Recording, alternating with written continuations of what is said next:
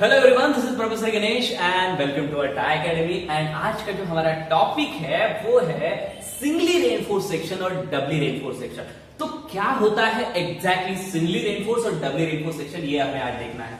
So basically क्या होता है कि अगर मैंने सपोज दिस इज एक बीम ले लिया, तो दिस विल बी बीम, इसके ऊपर अगर मैं कोई भी लोडिंग दे देता हूं तो इससे क्या होता है, इस लोडिंग की वजह से इसके ऊपर मूवमेंट आएगा, बेंडिंग मूवमेंट आएगा। तो ये जो बेंड होगा वो कुछ इस तरह से बेंड होगा, आपका सेक्शन जो है इस तरह से बेंड होने वाला है। अगर इस तरह से बेंड होने वाला है तो अगर मैं इसको देखूं तो इसमें क्या हो रहा है कि टॉप साइड में इसका जो सेक्शन है वो कॉम्प्रेशन में जा रहा है एंड बॉटम साइड जो है इसकी वो जा रही है टेंशन में। अब हमें ये पता है कि मैक्सिमम कॉम्प्रेशन जो है वो हमारे कंक्रीट ब्लॉक जो रहेगा वो कैरी करेगा और मैक्सिमम टेंशन कौन कैरी करता, तो रेनफोर्समेंट कैरी करते हैं। अब वो कह रहा है कि यहाँ पे मैक्सिमम टेंशन, यहाँ पे मैक्सिमम कॉम्प्रेशन। अब ये कॉम्प्रेशन की स्ट्रेसेस कम होती आती है और ये टेंशन की स्ट्रेसेस कम होती आती है। एक पॉइंट हमें यहाँ पे मिलता है जिस पॉइंट पे कॉम्प्रेसिव स्ट्रेसेस और tensile stresses both are zero. तो दिस पॉइंट जहां पे टेंशन और कॉम्प्रेशन दोनों जीरो रहते हैं उस पॉइंट को बोला जाता है neutral point and that axis is called as neutral axis. ठीक है, अब हमें यह पता चला कि न्यूट्रल एक्सिस के ऊपर जो है वो कॉम्प्रेशन है, न्यूट्रल एक्सिस के नीचे जो है वो क्या है, टेंशन है।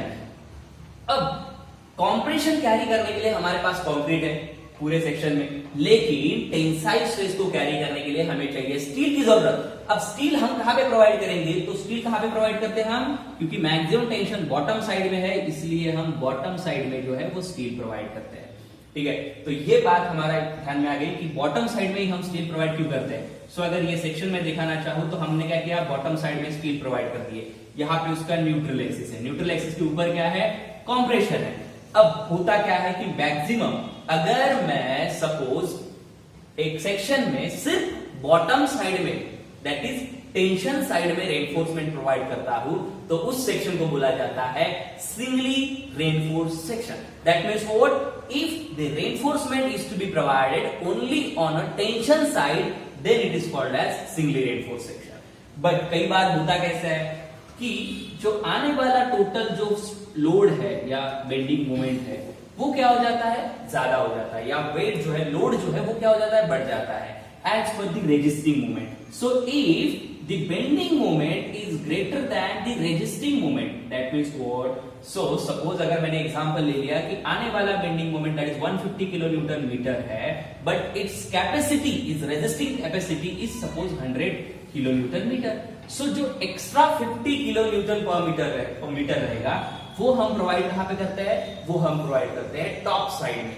सो इन केस अगर मैंने सेक्शन में bottom as well as top side में रेनफोर्समेंट प्रोवाइड किए तो उस सेक्शन को बोला जाता है डबली रेनफोर्स सेक्शन। सो डबली की डेफिनेशन क्या हो गई, if the steel reinforcement is to be provided is tension as well as compression side then it is called as doubly reinforce section. तो डबली कब कब प्रोवाइड किया जाता है, तो डबली प्रोवाइड करने के लिए कुछ हमारे पास रूल्स है या फिर कब कब प्रोवाइड करना चाहिए, नेसेसिटी है। तो देखिए पहला नेसेसिटी हमारे पास, if the loading is to be increases, अगर लोड बहुत ज्यादा है हमारे पास तो क्या करते हैं हम, डबली सेक्शन प्रोवाइड करते हैं। देन है if the size of the beam is to be restricted, that means what, कि अगर हमारी साइज जो है this is b into d, ये अगर रेस्ट्रिक्टेड है इसको हम बढ़ा नहीं सकते बट इसकी कैपेसिटी जो है हमें बढ़ानी है, कैरिंग कैपेसिटी, तो मैं क्या करता हूं, डबली रेनफोर्स सेक्शन जो है वो प्रोवाइड करता।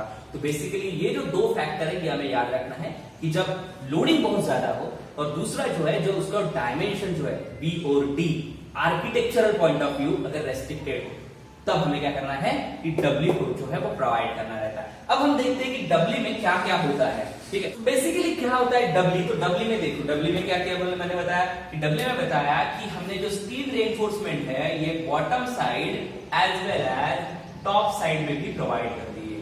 सो top side is a compression reinforcement, compression reinforcement को हमने नाम दे दिया ASC and the bottom reinforcement is AST, that is tension side, this is compression side, this is the total, this is D and this is D dash, it is also D dash, ठीक है, then this is neutral axis।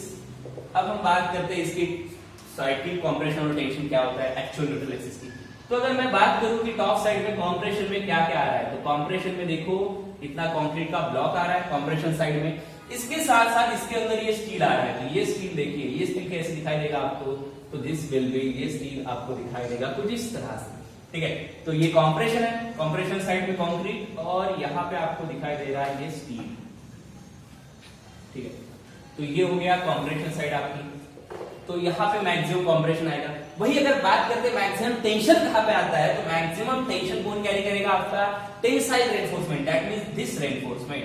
तो maximum tensile reinforcement आएगा इस steel के ऊपर, this will be maximum tensile reinforcement on that side, that means what, so this is M into AST, that is modular ratio into AST।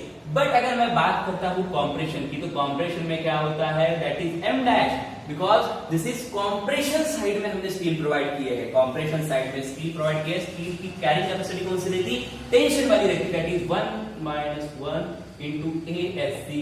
तो ये जो provide रहेगा ये कहां पे रहेगा, टॉप साइड में। देन अगर बात करते हैं तो इसको हमने बोला था कि this is, suppose this is x is a depth, ठीक है। देन अगर मैं ये डेप्थ निकालना चाहूं तो ये डेप्थ क्या होगी, तो टोटल d, दिस इज, देखो यहां अब क्या होने वाला है, this is total, suppose this is x, this is x, और ये डेप्थ कितनी है, तो ये है हमारी d डैश, तो this is x minus d dash, ये हो गई इसकी डेप्थ, ठीक है। अब देखना है हमें एक्चुअल न्यूट्रल एक्सिस किस तरह से फाइंड आउट होता है, तो यहां से देखते हैं actual neutral axis. So that is actual neutral axis. So actual neutral axis क्या होगा, सो एक्चुअल न्यूट्रल एक्सिस में मैंने बताया था कि एक्चुअल न्यूट्रल एक्सिस आपके दो पार्ट्स को क्या करता है, इक्वली डिवाइड करता है, that is compression is equal to tension. अब होगा क्या कि टेंशन और कॉम्प्रेशन को दो इक्वल पार्ट्स में डिवाइड कर दिया, सो कॉम्प्रेशन का एरिया देखो, अब कॉम्प्रेशन का एरिया इंटू सीजी, तो कॉम्प्रेशन में सबसे पहले ये कंक्रीट है, ये कंक्रीट का एरिया क्या होगा, दिस इज compression का area is b, this will be b into x, b into d, so that is b into x into उसका cg कहां पे एक्ट करेगा, इसका cg that is x by 2 पे एक्ट करेगा यहां से, this will be x by 2, so this will be x by 2 plus अब कंप्रेशन में और क्या है, तो ये रेनफोर्समेंट है, तो ये रेनफोर्समेंट का एरिया कितना है, तो दिस रेनफोर्समेंट का area is 1.5 m minus 1 into ASC into इसका CG क्या आएगा, तो इसका CG देख लीजिए, इसका CG ये देखिए, इसका CG क्या है, x माइनस d डैश, तो this is x minus d dash is equal to, अब हमें बात करें टेंशन की, तो टेंशन का एरिया कितना है, तो टेंशन का एरिया हमें पता है, this is m into AST into इसका CG कितना है, तो इसका CG with respect to neutral axis ये हो गया। अब ये डिस्टेंस कैसे फाइंड आउट करेंगे, तो दिस इज टोटल d हमें पता है, so that is total d minus इतना डिस्टेंस x, तो d minus x, so this will be d minus x, so therefore आपका फार्मूला बनता है bx square by 2 plus 1.5 m minus 1 into ASC into x minus d dash equal to m into AST d minus x। तो यहां से जो है आपको x की वैल्यू मिल जाती है, this will be actual neutral axis, ठीक है। तो यहां से हमने एक्चुअल न्यूट्रल एक्सिस यहां पे निकाल लिया। एक्चुअल न्यूट्रल एक्सिस निकालने के बाद हमें चाहिए क्रिटिकल न्यूट्रल एक्सिस। तो क्रिटिकल न्यूट्रल एक्सिस मतलब मैंने बताया था, आप प्रीवियस वीडियो में देख लीजिए, प्रीवियस वीडियोस में हमने देखा है कि सिंगली रेनफोर्स का बैलेंस अंडर रेनफोर्स और ओवर रेनफोर्स किस तरह से निकालते हैं, उसका न्यूट्रल एक्सिस कहां पे रहता है, क्रिटिकल न्यूट्रल एक्सिस कहां पे रहता है। अब हम बात करें डब्ल्यू की, तो डब्ल्यू में भी क्रिटिकल न्यूट्रल एक्सिस मतलब क्या रहेगा, the neutral axis corresponding to the permissible value in concrete and steel. तो परमिसिबल वैल्यू के रिस्पेक्ट में अगर निकालते हैं तो उसको क्रिटिकल न्यूट्रल एक्सिस बोला जाता है।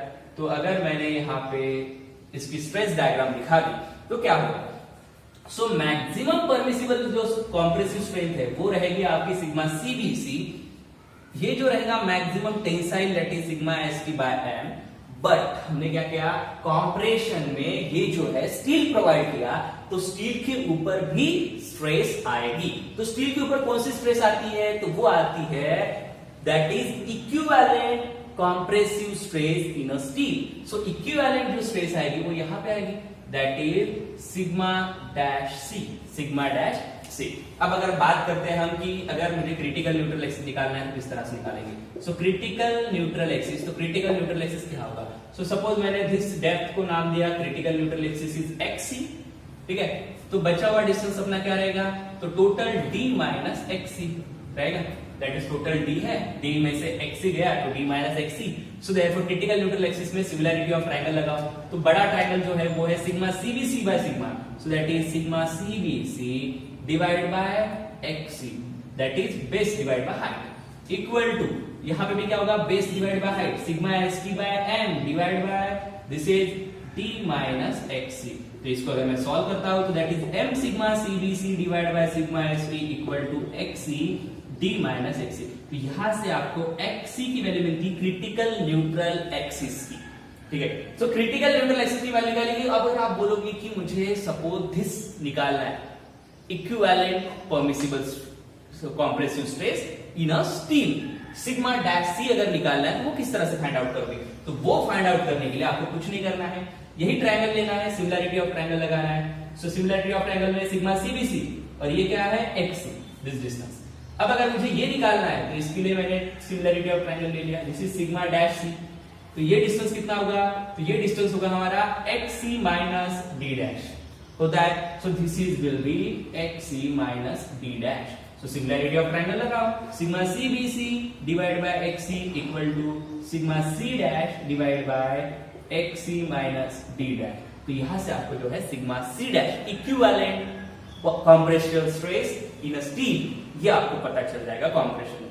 देन इसके बाद की प्रोसीजर आपको पता ही है, होता क्या है कि अगर मेरा x और xc actual neutral axis equal to critical neutral axis आता है तो उसको हम बैलेंस सेक्शन बोलते हैं।